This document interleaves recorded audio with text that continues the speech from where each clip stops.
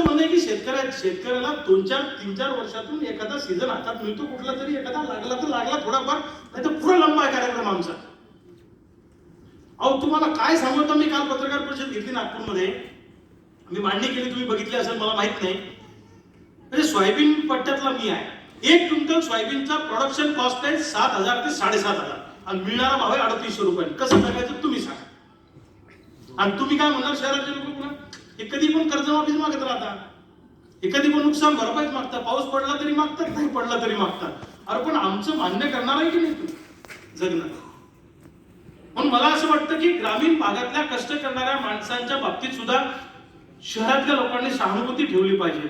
तुमच्याकडून काही होत नसेल तर किमान बाबा याला द्या किंवा मदतीची भावना ठेवली पाहिजे.